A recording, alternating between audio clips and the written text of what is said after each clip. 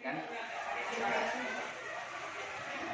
Kami mensupervisi sekaligus resume menggarisbawahi apa yang disampaikan Pak Anto. Yang pertama, Bapak Ibu ketika pembelajaran dan saya berangkat dari keluhan teman-teman guru yang masuk ke 9F dalam pengelolaan kelas ada kendala, ya Pak ya?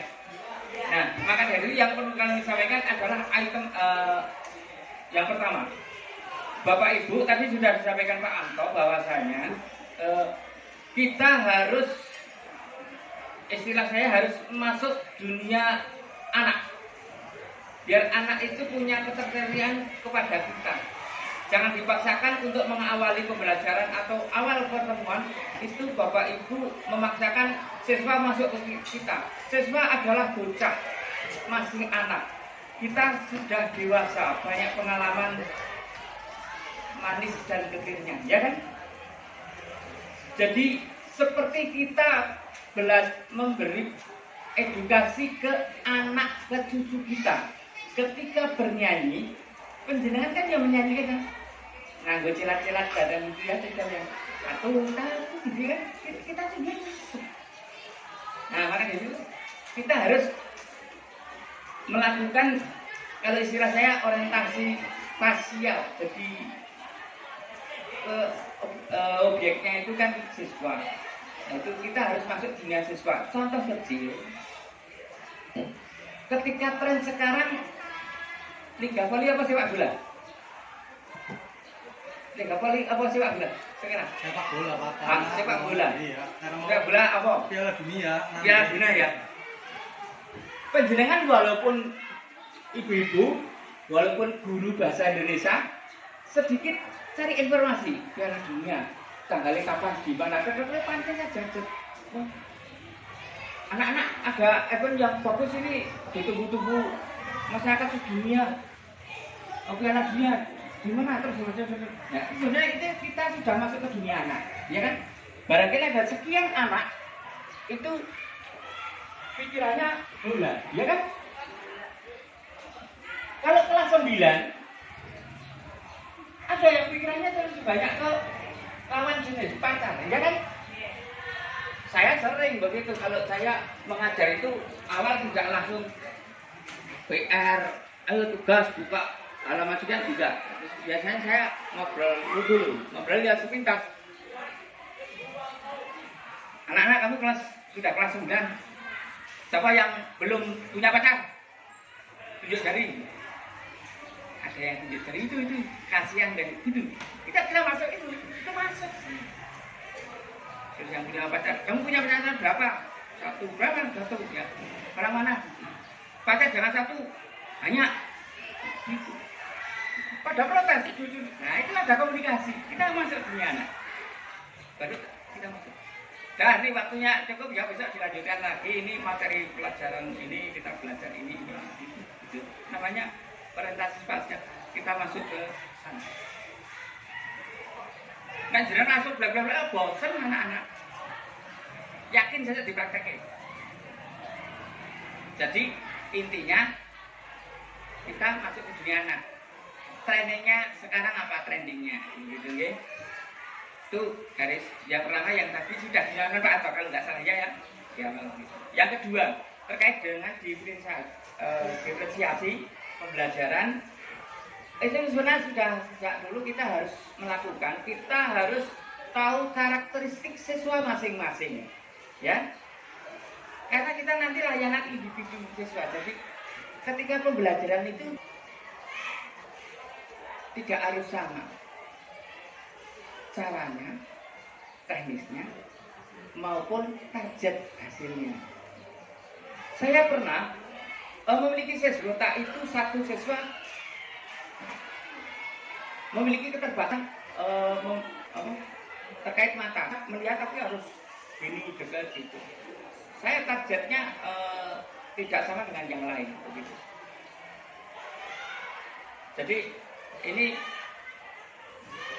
pesan kepada Bapak Ibu, kalau ketika pembelajaran penjenengan pakai RPP menggunakan teknis atau metode pembelajaran ini belum tentu tepat dengan kelas yang lain. Gitu kan? Kan rombongannya berbeda, individunya berbeda, anak-anak mempunyai kecerdasan yang berbeda. Mungkin ada kecerdasan bilinguistik, kan gitu. Jangan sampai konyol Bapak Ibu kalau menginginkan anak itu pinter, itu sebenarnya mission impossible. Konyol. Jangan sampai bocah pinter, pamane sing guru matematika ya pinter matematika, bahasa Indonesia pinter matematika. Jangan sampai itu. Sebabnya apa? Anak banyak, kecerdasan tersebut berbeda-beda. Kan begitu ya? Maka dari itu yang namanya diferensiasi. Kemudian yang ketiga adalah restitusi. Kalau istilah bahasa hukum itu ganti kerugian, gitu ya. Nah, ini yang sering dilakukan oleh teman-teman BK. Tapi Bapak Ibu guru secara umum juga harus tahu restitusi itu bagaimana ketika ada permasalahan dengan siswa itu kita harus mengembalikan keyakinan siswa itu, penormalan jati diri siswa itu sendiri dengan berbagai pancingan stimulus pertanyaan yang tepat. Contohnya begini, kemarin ada anak yang bolos gitu ya, ketika ketemu enggak usah marah. Kenapa kamu harus membunuh? Begitu ya. Untungnya apa, ruginya apa? Kita sering. Jadi ini satu diskusi yang mencerdaskan pendewasaan anak itu bagaimana nanti bisa high thinking, menentukan sikap dan apa yang harus dilakukan kedepannya begitu. Jadi menyalahkan diri sendiri itu yang diharapkan. Terus memilih yang benar itu yang Bapak Ibu tugasnya mengarahkan. Gitu loh. Itu terkait dengan restitusi. Kemudian yang keempat adalah keyakinan kelas. Bapak Ibu, pernahkah di awal ketemu dulu awal pernah membuat komitmen bersama? Saya dulu pernah mengingatkan ya. Sudah pernah? Entah itu sebagai wali, entah itu sebagai guru maba.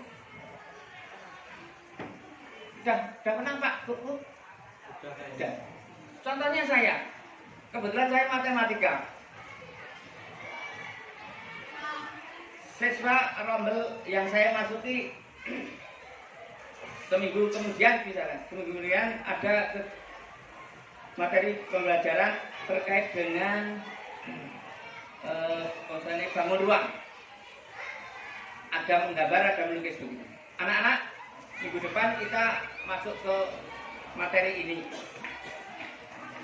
Maka dari itu anak-anak wajib membawa secara individu membawa 1 pensil, 2 penggaris, 3 penghapus, 4 dan seterusnya.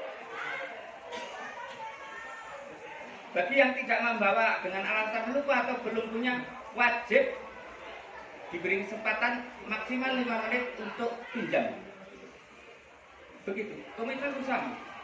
Pada saat kegiatan tersebut kita cek, silakan angkat tangan yang alat-alat yang sudah dibawa dan ada yang nggak komplit. 5 menit keluar, masuk lagi, lengkap. Itu komitmen. Bapak Ibu bisa komitmen yang lain. Ada komitmen lagi. Anak-anak ketika masuk, Pak Guru sudah ada di dalam, masuk kelas, Pak Guru sudah ada di dalam. Bagaimana ini di sesi apa? Terus apa? Udah ada yang terserah, kita pikir. Konsentrasi aja, Mbak. Nanti meriang temannya. Biar sedikit saja, mungkin 10. Saya gitu. Itu komitmen. Iya, setiap saya masuk kelas saya masuk itu sudah itu berjalan. Itu di awal. Itu contoh kecil ya. Dan keyakinan kelas adalah bagaimana kita membuat komitmen bersama. Kalau individu, nah keyakinan kelas itu bersama. Kalau individu, anak-anak bisa Bapak Ibu itu istilahnya moto, ya Bu, ya, moto ya, moto kan untuk penguatan keyakinan tinggi, semangat belajar dan sebagainya. Silakan membuat moto. Kalau komitmen itu bersama-sama. Yang terakhir Bapak Ibu pernah mempelajari hypnotism? Pernah mempelajari hypnotism? Belum? Nah, itu dibuka-buka. Hypnotism. Silakan pelajari, nanti sharing dengan saya. Itu saja karena waktunya sudah cukup lah. Yang penting dari apa yang disampaikan Pak Anto itu hal yang sebetulnya idealis bagi guru yang saya 30 tahun lebih jadi guru sudah dilakukan semuanya. Jadi kalau Bapak Ibu ada kendala di kelas, silakan sharing dengan saya. Dan saya sebenarnya punya planning masuk ke kelas 9F mengajar memberitahu kepada Bapak Ibu. Namun demikian kemarin saya diskusi dengan guru BK atau wali kelasnya, itu saya khawatir tidak alamiah, perilaku siswa tidak alamiah ketika kepala sekolahnya dan diulang, gitu ya. Iya. Nah, justru saya mengajar yang anaknya ya gitu. Saya pernah jadi guru di Senom, ya masih di Kemangkon juga kok. Itu saya ingat kelas 3D, dulu kelas 3D. Sebelum kenaikan kelas itu teman-teman dulu pada ribut. Kok bocah apa ngene bocah kok hal-hal negatif anak diri. Terus saya bilang sama teman Bapak Ibu, tiada manfaatnya Bapak Ibu ngerasani kayak gitu. Mari kita lakukan solusi. Kalau Bapak Ibu menyerah, silahkan dikumpulkan setelah saya besok. Kebetulan saya kelas 9D. Alhamdulillah temenan, kurikulumnya itu mengumpulkan 7 siswa yang notabene punya catatan yang luar biasa, pendidikan, ngumpul ke 9D, teman saya. Alhamdulillah pada saat itu beres. Awal yang saya lakukan apa? Komitmen bersama. Komitmen bersama. Anak-anak kamu sudah dicap ini sama Bapak Ibu guru. Kamu terima enggak? Kalau enggak terima bagaimana? Harus kamu tunjukkan hal yang bagus. Besok kalau ada lomba kelas, kamu harus siap. Begitu. Makanya pasti juara kalau lomba kelas. Ketika pada saat itu ujian nasional yang notabene dulu keputusan itu dari ujian nasional, namanya kurang dari 4, misalnya matematika apa bahasa ini kurang dari 4 begitu ya. Wah, akan terus langsung tidak lulus kan gitu ya. Akhirnya di kelas saya itu 0, tidak ada yang tidak lulus. 109 lulus termasuk yang cap itu catatan itu. Kelas yang lain capi tulas.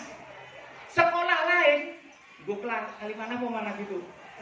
60-an 70-an siswa tidak lulus ujian nasional. Itu.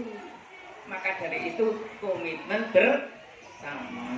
Itu saja dari kami. Mudah-mudahan bermanfaat. Sharing ini kami cuman tukar pengalaman saja. Kalau Bapak Ibu punya kendala silakan nanti diskusi bersama saya. Itu saja. Terima kasih. Assalamualaikum warahmatullahi wabarakatuh.